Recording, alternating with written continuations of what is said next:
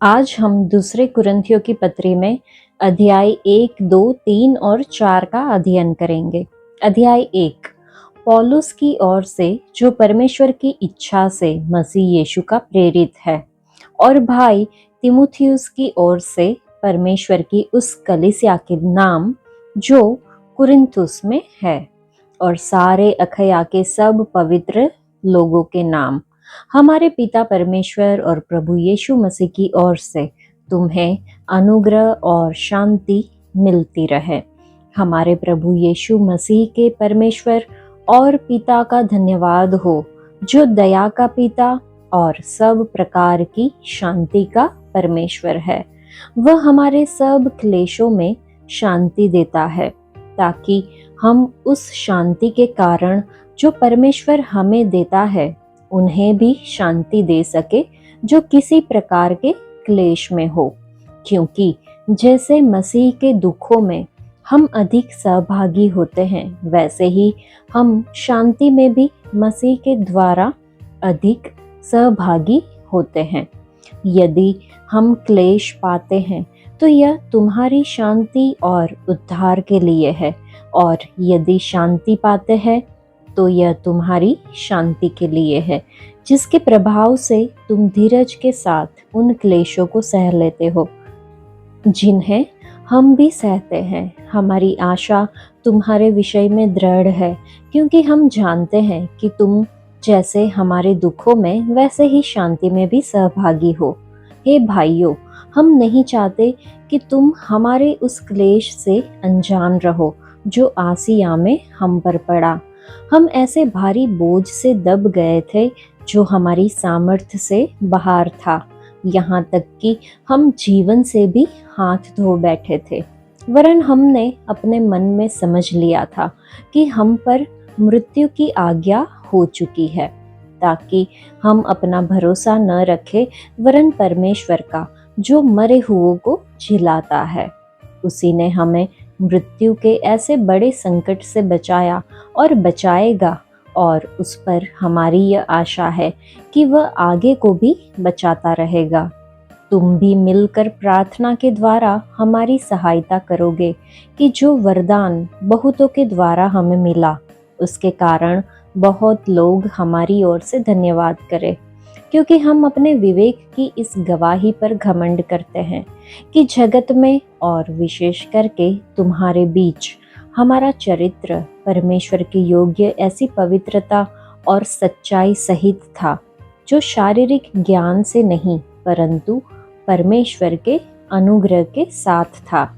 हम तुम्हें और कुछ नहीं लिखते, केवल वह जो तुम पढ़ते या मानते भी हो, और मुझे आशा है कि अंत तक भी मानते रहोगे, जैसा तुम में से कितनों ने मान लिया है कि हम तुम्हारे घमंड का कारण है, वैसे ही तुम भी प्रभु यीशु के दिन हमारे लिए घमंड का कारण ठहरोगे।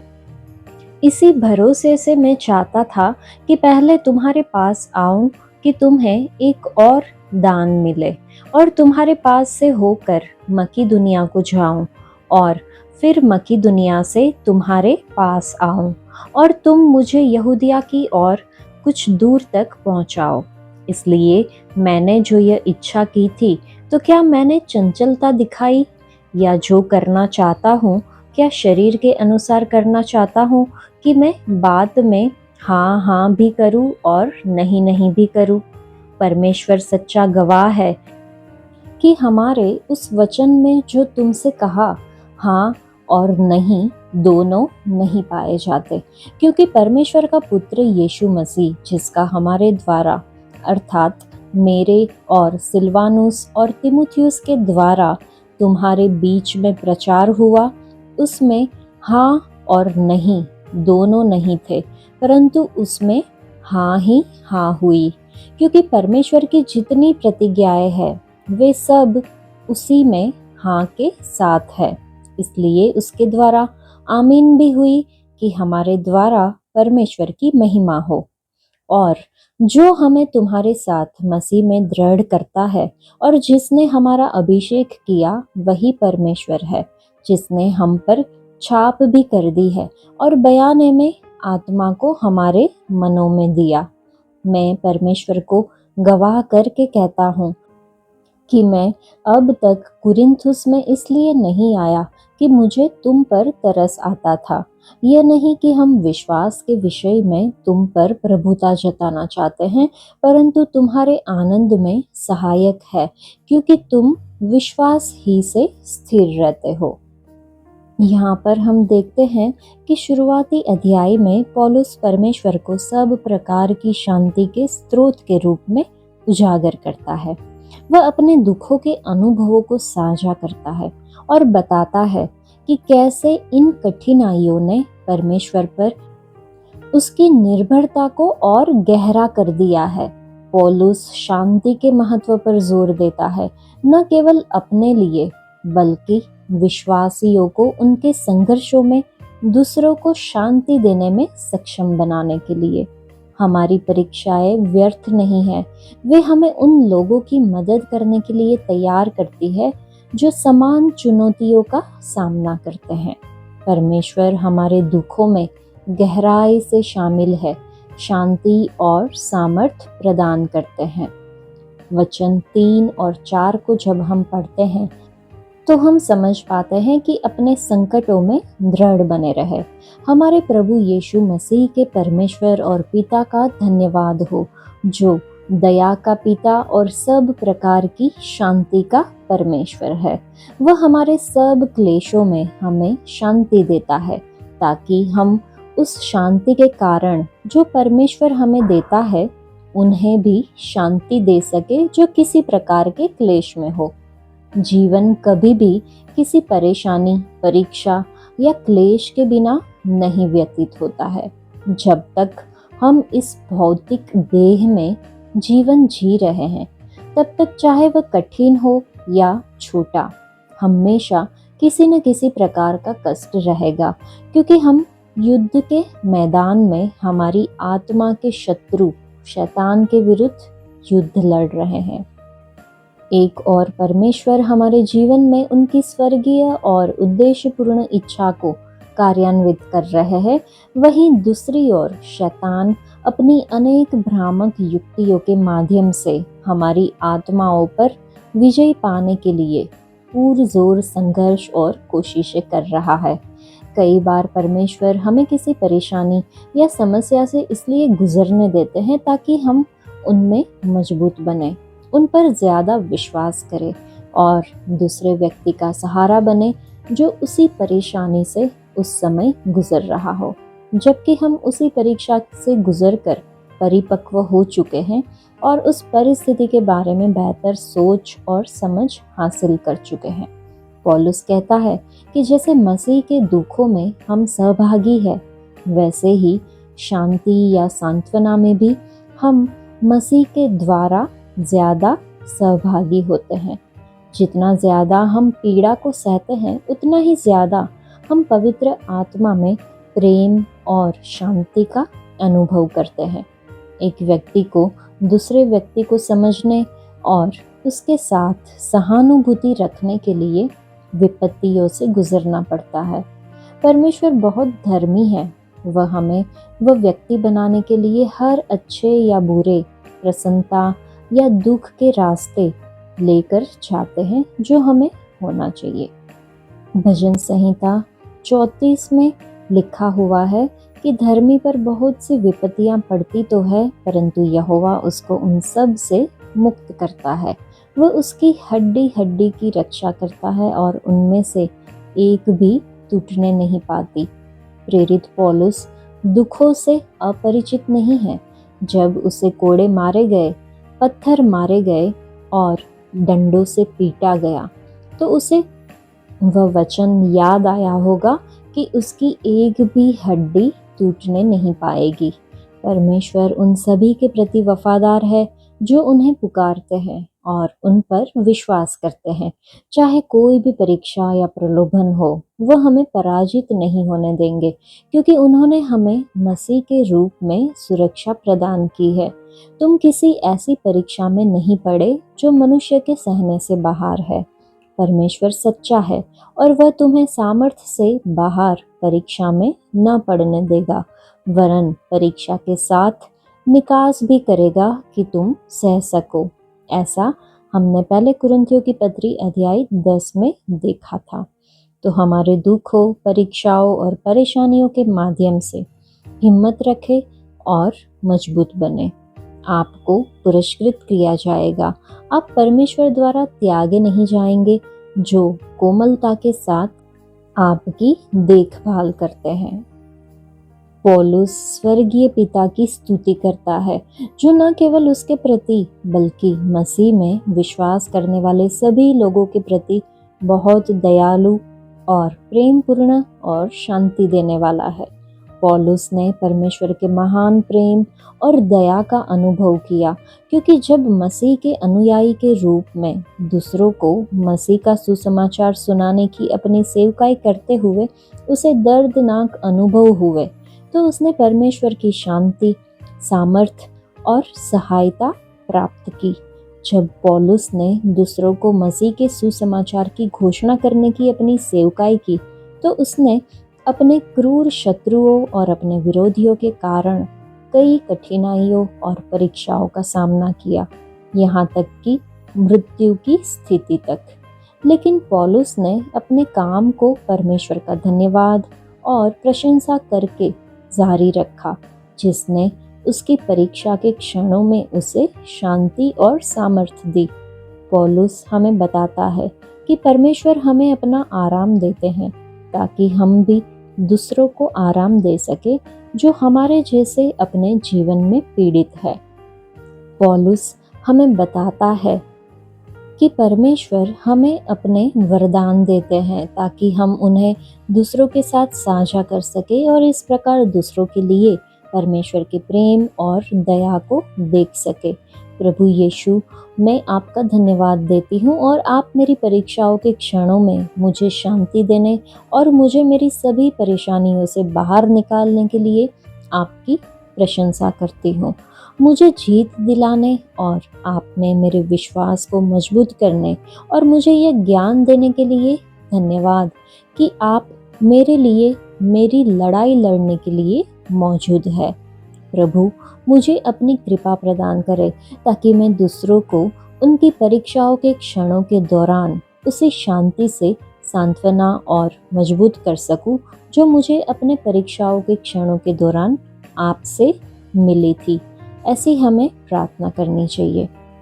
हमारे जीवन में भी कई बार ऐसे समय आते हैं जब जीवन हमें तोड़ देता है। हम उन तूफानों का सामना करते हैं जिनके लिए हमने कभी नहीं कहा था कि हानि, निराशा, विश्वासघात, बीमारी या ऐसा समय जब प्रार्थनाओं का उत्तर नहीं मिलता और आशा दूर लगती है। ऐसे क्षणों में हम सोच सकते हैं कि हे परमेश्वर, आप कहाँ हैं? पौलुस, एक महान विश्वास और गहरे रहस्योद्घाटन वाला व्यक्ति, इस अध्याय में अपना दिल खोलता है। वह पहाड़ पर खड़े एक मजबूत आदमी की तरह नहीं बोलता, लेकिन वह एक टूटे हुए आदमी की तरह बोलता है जो घाटी से होकर गुजरा है। वह कहता है कि हम बहुत दबाव में थे, हमारी सहन करने की क्षमता से कहीं ज्यादा, यहाँ तक कि हम जीवन से ही हाथ धो बैठे थे। उसके पास कुछ भी नहीं बचा था। वह कुचला हुआ, बोझिल और थका हुआ था। फिर भी उसी जगह से पौलुस ने कुछ शाश्वत खोज की। परमेश्वर केवल सामर्थ का परमेश्वर नहीं है, वह दया का पिता और सभी सांत्वना का परमेश्वर है। परमेश्वर घाटी में पौलुस से मिला, सब कुछ समझाने के लिए नहीं, लेकिन उसे सांत्वना में लपेटने के लिए। और फिर पौलुस उस सांत्वना का उद्देश्य प्रकट करता है, ताकि हम किसी भी परेशानी में दूसरों को सांत्वना दे सके। दूसरे शब्दों में, हमें अपने दर्द के गुप्त स्थान में जो प्राप्त करते हैं उसका उद्देश्य दूसरों के जीवन में डालना है। परमेश्वर हमारे आंसुओं को व्यर्थ नहीं जाने देते। हमारा अपना दुख व्यर्थ नहीं है। हमारे द्वारा बहाए गए हर आंसू में किसी और के लिए उपचार की धारा बनने की क्षमता है।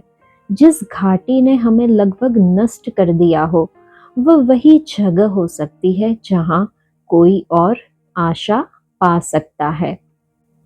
तो हम सब घाटियों से गुजरते हैं, लेकिन जिस परमेश्वर ने पौलुस से उसके सबसे बुरे समय में मुलाकात की, वही परमेश्वर अब हमसे मिलते हैं। अपने दर्द को अपनी सेवकाई बनने दे, अपनी गवाही को किसी और की जीवन रेखा बनने दे। अपने घावों को छिपाए नहीं, वे उपचार का संदेश देते हैं। हमें सिर्फ तूफान से बचने के लिए नहीं बुलाया गया है, हमें दूसरों के तूफानों में सांत्वना देने के लिए भी बुलाया गया है। परमेश्वर ने हमें सांत्वना हमारे अपने लिए नहीं दिए, उन्होंने हमें सांत्वना इसलिए दी कि हम दूसरों के लिए सांत्वना देने वाले हो। इसलिए उठिए, अपनी ताकत से नहीं बल्कि उस दया से जो आपको मिली है, और परमेश्वर की सांत्वना को अपने जीवन के माध्यम से एक आहत दुनिया में बहने दे। अध्याय 2। मैंने अपने मन में यही ठान लिया था कि फिर तुम्हारे पास उदास करने न आओ, क्योंकि यदि मैं तुम्हें उदास करूं तो मुझे आनंद देने वाला कौन होगा? केवल वही जिसको मैंने उदास किया। और मैंने यही बात तुम्हें इसलिए लिखी कि कहीं ऐसा ना हो कि मेरे आने पर जिनसे मुझे आनंद मिलना चाहिए, मैं उनसे उदास हो, क्योंकि मुझे तुम सब पर इस बात का भरोसा है कि जो मेरा आनंद है वही तुम सबका भी है। बड़े क्लेश और मन के कष्ट से मैंने बहुत से आंसू बहा बहा कर तुम्हें लिखा था, इसलिए नहीं कि तुम उदास हो, परंतु इसलिए कि तुम उस बड़े प्रेम को जान लो जो मुझे तुमसे है।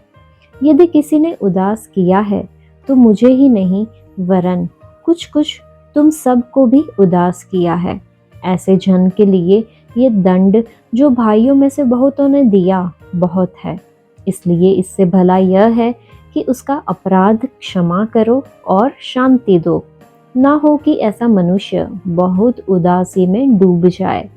इस कारण मैं तुमसे विनती करता हूँ कि उसको अपने प्रेम का प्रमाण दो, क्योंकि मैंने इसलिए भी लिखा था कि तुम्हें परख लूं कि तुम मेरी सब बातों के मानने के लिए तैयार हो कि नहीं।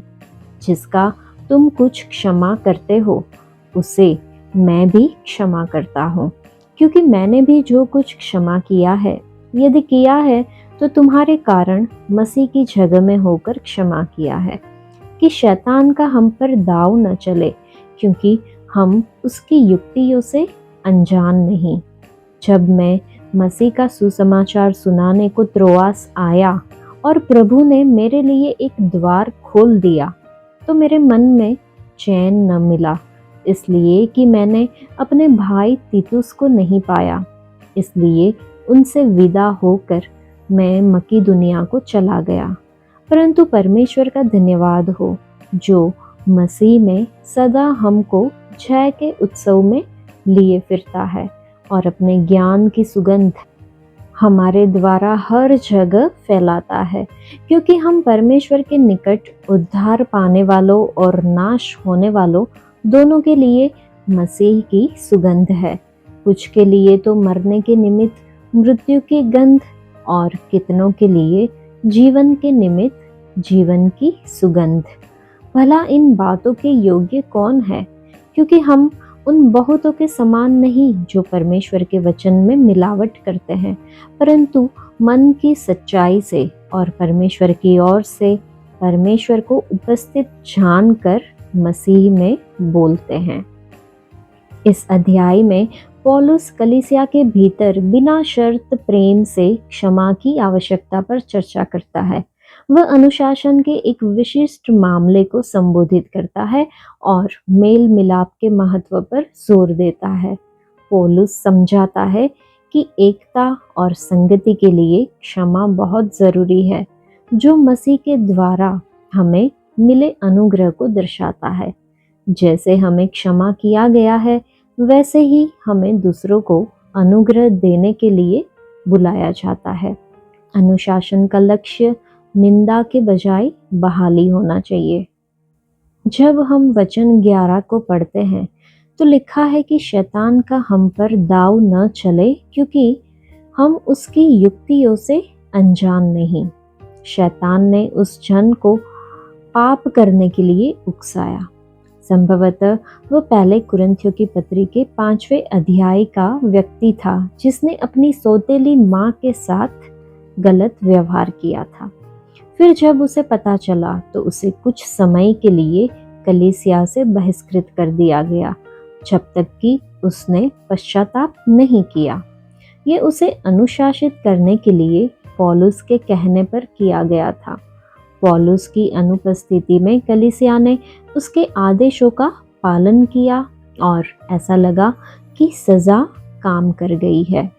उस आदमी ने पश्चाताप किया और अपने काम के लिए दुखी हुआ, लेकिन अब कलीसिया ने उसे वापस लेने से इनकार कर दिया। वे उसे माफ नहीं कर सकते थे। अब उस आदमी को बहुत दुख हुआ और उसमें दुख में डूब जाने का खतरा भी था। निश्चित रूप से ये परमेश्वर में उसके विश्वास को पूरी तरह से नष्ट कर देगा। इसलिए पौलुस ने पहले कुरिन्थियों की पत्री अध्याय 5 में दूसरे वचन में पाप को सहन करने के लिए कलीसिया को कठोर रूप से फटकार लगाई थी और वचन 13 में पाप करने वाले आदमी को कुकर्मी कहा। शैतान ने उसकी शांति चुरा ली। पौलुस ने कलीसिया के बीच जाने की योजना बनाई थी, लेकिन उसने अपनी योजना बदल दी क्योंकि वह जानता था कि उसके पिछले पत्र ने उन्हें बहुत दुखी कर दिया था।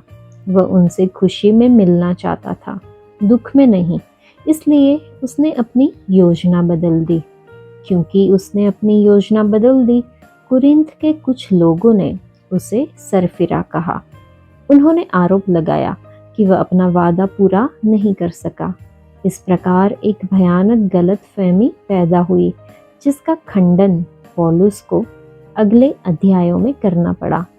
इस प्रकार हम देखते हैं कि शैतान ने इतनी क्षमता वाली कलीसिया में अराजकता और अव्यवस्था लाने के लिए कितनी चालाकी से काम किया।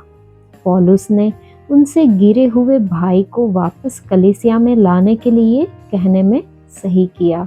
उसने शैतान की चालों को समझ लिया। सजा ही काफी थी। उसने पश्चाताप किया था। हम देखते हैं कि कैसे परमेश्वर के जन और स्त्रियां, जिन्हें पहले प्रभु ने सामर्थ्य रूप से इस्तेमाल किया था, अब उजागर पाप के कारण खंडर में पड़े हैं, लेकिन हमेशा के लिए कई फटकार के नीचे कुचले गए हैं और शायद उन्होंने पश्चाताप किया हो, लेकिन कोई भी उनके प्रति अपने मसीह जैसे प्रेम की पुष्टि करने और उन्हें वापस परमेश्वर और कलीसिया में लाने की जहमत नहीं उठाता। हम फटकारने में बहुत अच्छे हैं, लेकिन वापस से उन्हें स्थापित करने और वापस से मेल मिलाप करने में पीछे रह जाते हैं। और शैतान की चालाक रणनीति हर समय काम करती दिखती है, जब तक कि सही समय पर कोई पौलुस आगे नहीं आता। दुश्मन की चालों के आगे झुकने से इनकार करने उस शैतान को उसके रास्ते से नहीं रोकता। हम वचन 15 को पढ़े तो लिखा है, क्योंकि हम परमेश्वर के लिए मसीह की सुगंध है, जो बचाए जा रहे हैं और जो नाश हो रहे हैं। परमेश्वर के लिए विश्वासी मसीह की सुखद सुगंध है। हम यीशु की सुसमाचार लाते हैं और हम उसके राजदूत हैं। दुनिया में ऐसे लोग हैं जो बचाए जा रहे हैं और ऐसे लोग हैं जो नाश हो रहे हैं।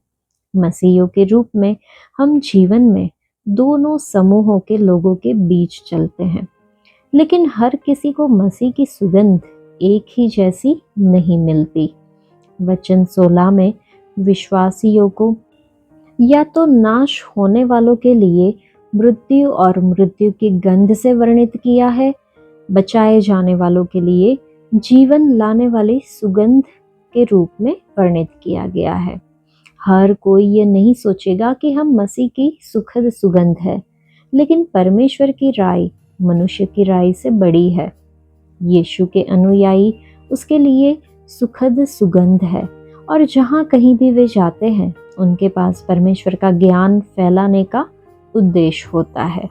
पुराने नियम में परमेश्वर को अर्पित किए जाने वाले चढ़ावे, इन बलिदानों को अक्सर प्रभु के लिए सुखद सुगंध के रूप में वर्णित किया गया है, जो कि हम निर्गमन की पुस्तक अध्याय 29 में, लेव व्यवस्था की पुस्तक में पहले अध्याय में और तीसरे अध्याय में देख सकते हैं। इसके अलावा अन्न बलि के हिस्से के रूप में लोबान जैसी धूप डाली जाती थी, जो कि हम लेव व्यवस्था दूसरे अध्याय में देख सकते हैं।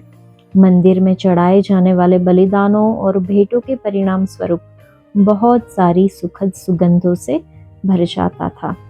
कुरिन्थ कलीसिया अलग अलग पृष्ठभूमि के विश्वासियों से बना होगा, फिर भी वे रोम की किसी भी चीज से कहीं ज्यादा महान चीज का हिस्सा थे। उनके पास सबसे बड़ी खबर थी यीशु मसीह का सुसमाचार, जो एक मरती हुई पराजित दुनिया को देने के लिए था। इसी तरह हम भी इस सुसमाचार को उन लोगों के बीच पेश करते हैं जो वर्तमान में अपने पाप में नाश हो रहे हैं, और उन लोगों को प्रोत्साहित करने के लिए जो प्रभु यीशु मसीह के इस शानदार सुसमाचार से बचाए जा रहे हैं। यीशु ने अंतिम जीत हासिल की है, लड़ाई कलवरी पे जीती गई है। मसीह की सुगंध आखिर पाप के लिए क्रूस पर उनका बलिदान है। मसीह की भेंट ने पिता को प्रसन्न किया और उनका शरीर इस बलिदान को देने के लिए तैयार था। हमारे पापों के लिए उसके प्रायश्चित ने विश्वासियों के लिए उसकी मृत्यु के माध्यम से परमेश्वर के सामने आने का मार्ग खोल दिया। पुराने नियम के होम बलि ने यीशु के आने का पूर्वाभास दिया, जो परमेश्वर का मेमना होगा, जो दुनिया के पाप को दूर ले जाएगा। यीशु सुखद सुगंध है, वह बलिदान है जो पाप को दूर करता है, और वह हमारे लिए प्रायश्चित की भेंट के रूप में हमारी ओर से पिता के सामने जाते हैं। यीशु ही वह बेदाग और दोष रहित बलिदान का मेमना है, जिसकी ओर मूसा की व्यवस्था ने संकेत किया था, जो कि हम लेव व्यवस्था अध्याय 4 में वचन 32 में देख सकते हैं, और पहले पत्रस की पुस्तक में पहले अध्याय में वचन 19 में देख सकते हैं। उनके लहू बलिदान के बिना पापों की क्षमा नहीं होगी, क्योंकि पाप की मजदूरी तो मृत्यु है। यीशु ही है जो हमारे पापों को पूरी तरह से धो सकते हैं। यह हमेशा के लिए अंतिम बलिदान है। यीशु ही है जो हमारे आगे चलते हैं, और उन्होंने हमें हर जगह अपने ज्ञान की सुगंध फैलाने के लिए चुना है। ये केवल यीशु के कारण ही है कि हम उन्हें प्रसन्न कर सकते हैं। ये उनका बलिदान है जो पिता को प्रसन्न करता है। हम दूसरों तक खुशखबरी पहुंचाने के लिए उनके द्वारा चुने गए साधन है। उसके अलावा हम कुछ नहीं कर सकते। हालांकि हम सेवा और त्याग के जीवन में उसके लिए जीने का चुनाव कर सकते हैं। हमारे माध्यम से और हमारे अंदर काम करने वाले परमेश्वर की पवित्र आत्मा की मदद से हम प्रतिदिन अपने जीवन को बलिदान के रूप में अर्पित कर सकते हैं। जैसा कि रोमियो की पत्री में 12वें अध्याय में पहले ही वचन में लिखा है कि परमेश्वर की दया को देखते हुए अपने शरीरों को जीवित, पवित्र और परमेश्वर को प्रसन्न करने वाले बलिदान के रूप में अर्पित करें। यही आपकी सच्ची और उचित आराधना है। परमेश्वर हमें सुसमाचार साझा करने में सक्षम बनाते हैं। वह पर्याप्त है, और यह उनकी सामर्थ है जो हमारी कमजोरी को तोड़ती है। हमें यीशु और सुसमाचार के प्रति वफादार होना चाहिए, ठीक वैसे ही जैसे प्रेरित पौलुस ने कुरिन्थियों को लिखा था। एक दिन हम हमेशा के लिए परमेश्वर की उपस्थिति में होंगे। वह सदियों से विश्वासियों की प्रार्थनाओं को सुनते हैं, जो प्रभु को प्रसन्न करने वाली धूप की तरह चढ़ाई जाती है। परमेश्वर का मेमना हम सब के प्रशंसा और आराधना के योग्य है। हमारी प्रार्थनाएं और हमारा जीवन उसके लिए एक सुगंधित भेंट और सुखद सुगंध बने, जिसने हमारे लिए खुद को सर्वस्व अर्पित कर दिया। जहाँ कहीं भी यीशु मसीह के सुसमाचार का प्रचार किया जाता है, वह उन लोगों को जो बचाए जा रहे हैं बहुत ही सुखद सुगंध देते हैं। परमेश्वर ने अपने लोगों को चुन लिया है, लेकिन वे संसार भर में बिखरे हुए हैं। कुछ लोगों ने परमेश्वर, अपने परिवार और अपने राष्ट्रों से संपर्क खो दिया है। वे शत्रु की चालों के लिए छोड़ दिए गए हैं। जब उन्हें यीशु के सुसमाचार के द्वारा मसीह के उद्धार देने वाले अनुग्रह और प्रेम, पापों की क्षमा और उनके जन्म, मृत्यु और पुनरुत्थान के संपूर्ण संदेश के बारे में सुनाया जाता है, तब उस सुसमाचार को सुनाने वाले व्यक्ति की तुलना यीशु के प्रेम की मधुर सुगंध की जाती है। यीशु मसीह प्रेम है। उन्होंने पापियों को बचाने के लिए अपना जीवन दे दिया। कोई धर्मी नहीं, एक भी नहीं। केवल यीशु की धार्मिकता का लहू हमें परमेश्वर के सामने ढकता है, ताकि हम उनकी उपस्थिति में आ सके। संसार में कई मीठी सुगंध उपलब्ध है, जैसे लकड़ी, मसाले और ऐसे बहुत सारे फूल हैं जो भरपूरी से खुशबू देते हैं। जब हम यीशु मसीह के ज्ञान का प्रचार करते हैं, तब हम एक ऐसी सुगंध, जीवन की सुगंध को फैलाते हैं जो लंबे समय तक बनी रहती है। हम परमेश्वर के लिए मसीह की सुगंध है। पौलुस लाभ के लिए नहीं, बल्कि परमेश्वर द्वारा भेजे गए व्यक्ति के रूप में ईमानदारी से यीशु मसीह के बारे में प्रचार करता है। ये परमेश्वर का शुद्ध, मिलावट रहित ज्ञान है जो प्रेम से मुफ्त में बांटा जाता है। क्या हम यीशु की मीठी महक वाली सुगंध है?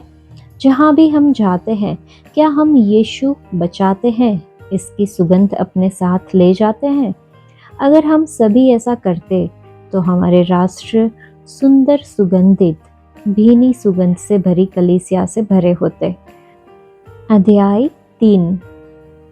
क्या हम फिर अपनी बड़ाई करने लगे, या हमें अन्य लोगों के समान सिफारिश की पत्रियां तुम्हारे पास लानी या तुमसे लेनी है?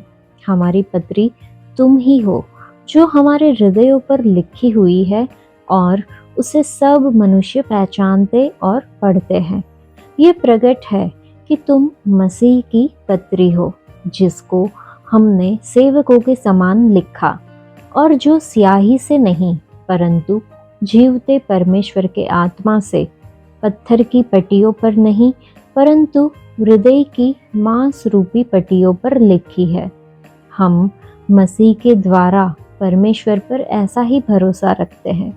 यह नहीं कि हम अपने आप से इस योग्य है कि अपनी ओर से किसी बात का विचार कर सके, पर हमारी योग्यता परमेश्वर की ओर से है, जिसने हमें नई वाचा के सेवक होने के योग्य भी किया।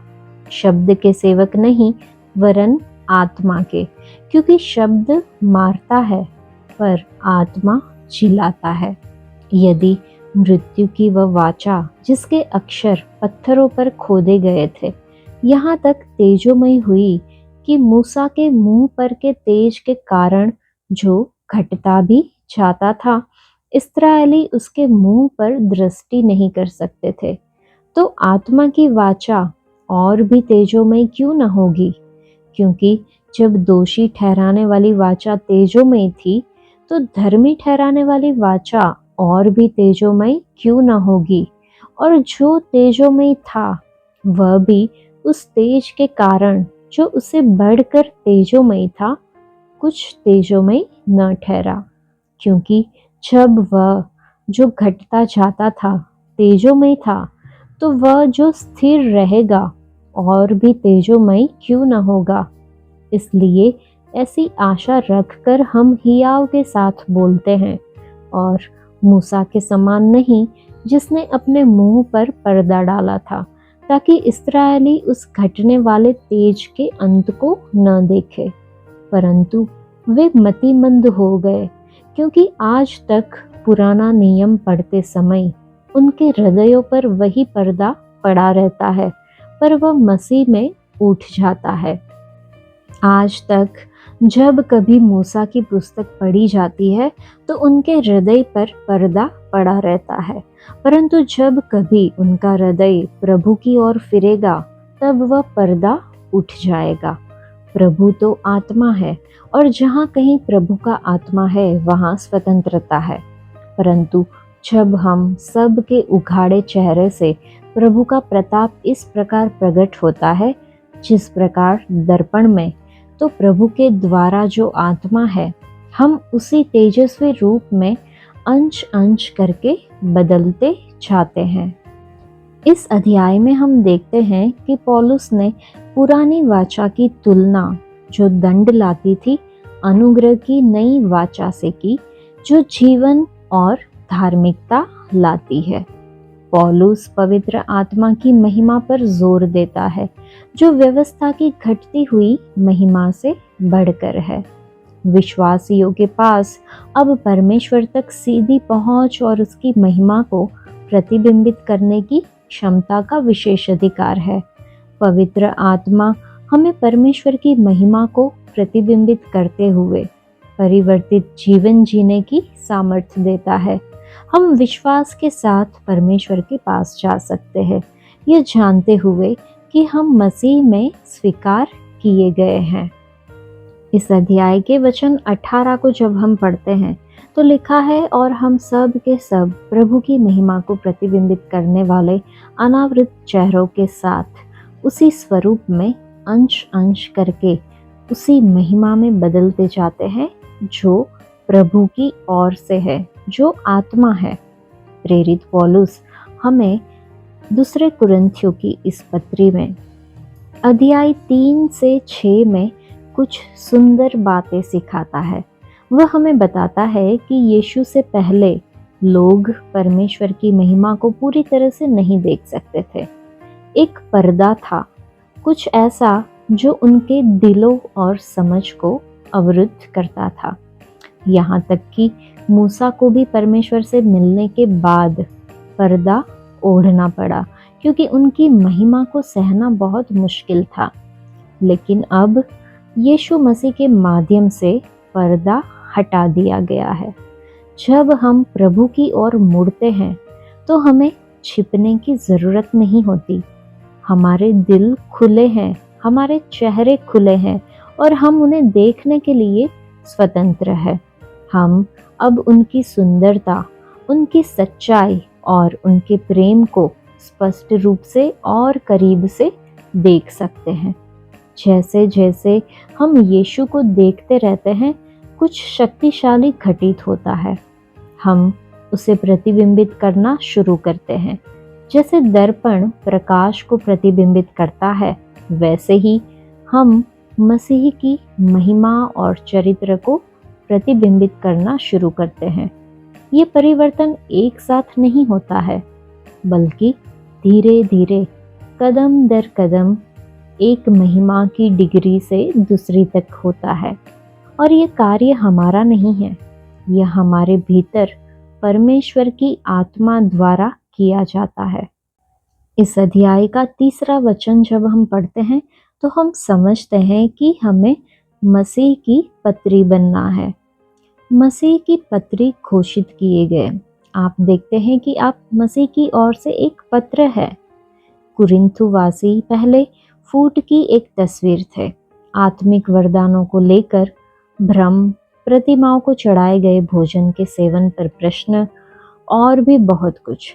लेकिन पौलुस की सेवा के परिणाम स्वरूप अब वह कहता है कि वे मसीह की ओर से एक पत्र के समान है और योग्यता परमेश्वर से आती है।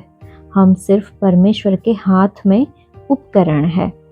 कुरिन्थुस के विश्वासियों का ये रूपांतरण परमेश्वर की आत्मा का कार्य है और ऐसा भरोसा हमें मसीह के द्वारा परमेश्वर के सामने है। मसीह की ओर से एक पत्र उनका जीवन मसीह जैसे जीवन और परमेश्वर की आत्मा के कार्य का एक दृश्य प्रदर्शन है। हृदय का परिवर्तन हम देखें तो मानो परमेश्वर की आत्मा ने विश्वासियों के हृदय पर एक नई वाचा लिखी हो। क्या हमारा जीवन मसीह की ओर से एक पत्र के समान है? क्या हम अपने जीवन में मसीह को प्रदर्शित करते हैं? क्या जिन लोगों से हम प्रतिदिन मिलते हैं वे हम में मसीह को देखते हैं?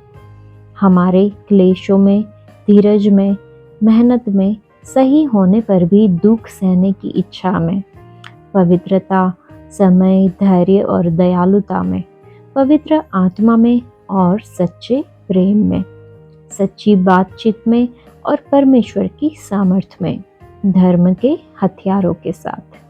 इसलिए चलिए हम अपने जीवन में मसीह जैसे गुणों को प्रतिबिंबित करें और मसीह की ओर से एक पत्र के समान बने।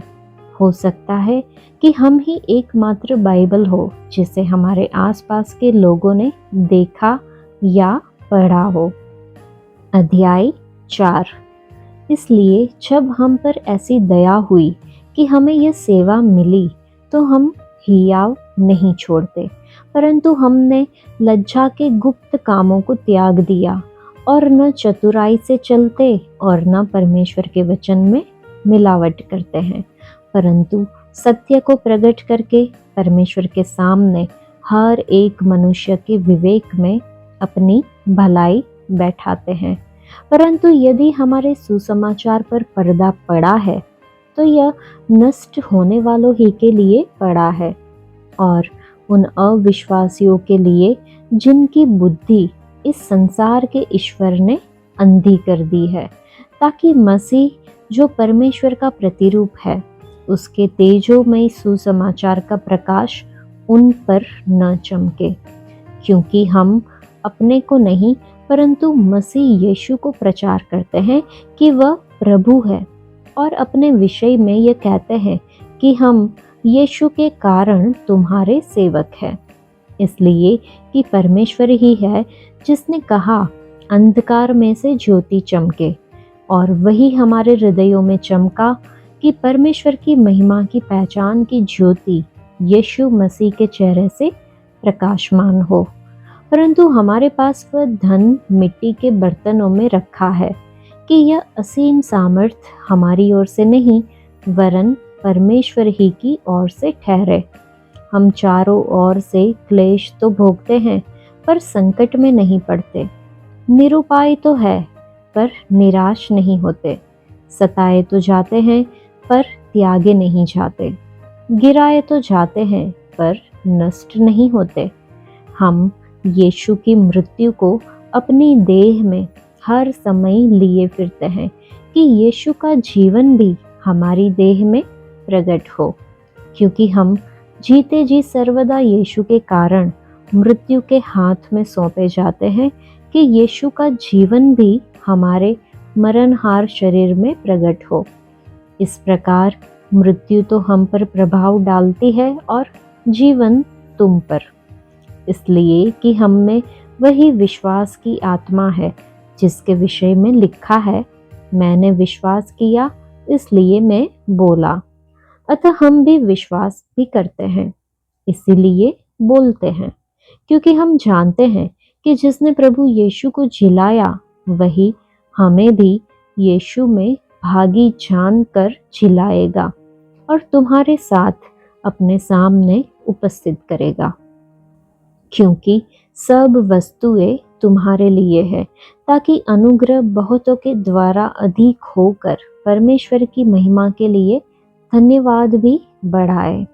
इसलिए हम हियाव नहीं छोड़ते, यद्यपि हमारा बाहरी मनुष्यत्व नष्ट होता जाता है तो भी हमारा भीतरी मनुष्यत्व दिन प्रतिदिन नया होता जाता है, क्योंकि हमारा पल भर का हल्का सा क्लेश हमारे लिए बहुत ही महत्वपूर्ण और अनंत महिमा उत्पन्न करता जाता है। और हम तो देखी हुई वस्तुओं को नहीं परंतु अनदेखी वस्तुओं को देखते रहते हैं, क्योंकि देखी हुई वस्तुएं थोड़े ही दिन की है परंतु अनदेखी वस्तुएं सदा बनी रहती है। इस अध्याय में हम मिट्टी के बर्तनों में धन देखते हैं। पौलुस सेवकाई में आने वाली चुनौतियों के बारे में बात करता है, लेकिन परमेश्वर की सामर्थ्य पर जोर देता है जो हमें संभालती है। अपनी कमजोरियों के बावजूद हम अपने भीतर सुसमाचार का धन रखते हैं। उनकी सामर्थ्य हमारी निर्बलता में सिद्ध होती है और यह हमें आशा के साथ कठिनाइयों को सहने की अनुमति देती है। हमारी सीमाएं हमें परमेश्वर की सामर्थ्य पर भरोसा करने की याद दिलाती है। दुख में भी हम मसीह में उद्देश्य और आशा पा सकते हैं। इस अध्याय से हम समझ सकते हैं कि कष्ट उठाना मसीह को प्रकट करने का तरीका है। वचन 7 को अगर हम देखें तो परंतु हमारे पास यह धन मिट्टी के बर्तनों में रखा है कि यह असीम सामर्थ्य हमारी ओर से नहीं वरन परमेश्वर की ओर से ठहरे।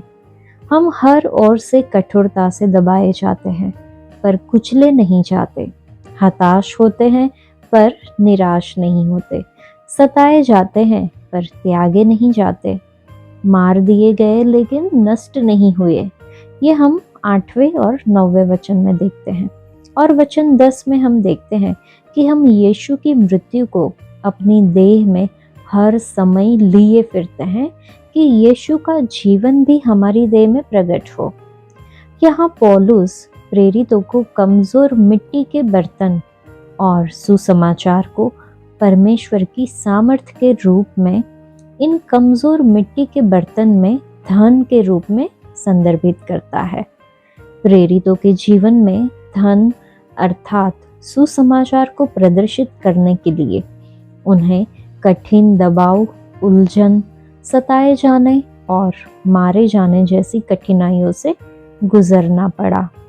इन सभी कठिनाइयों के बावजूद वे नष्ट नहीं हुए और उन्होंने अपने शरीर में यीशु की मृत्यु को ढोया ताकि उनका जीवन यीशु का स्वरूप उनके शरीर में प्रकट होगा। सामान्यतः हम पहले जीते हैं और फिर मृत्यु आती है, जबकि पौलुस उनके अंदर मसीह के जीवन को प्रकट करने के लिए उनके कष्टों के माध्यम से पहले मृत्यु का अनुभव करने की बात करता है। इसका मतलब है कि सुसमाचार के लिए कष्ट सहना हमारे अंदर मसीह के जीवन को प्रकट करने का तरीका है।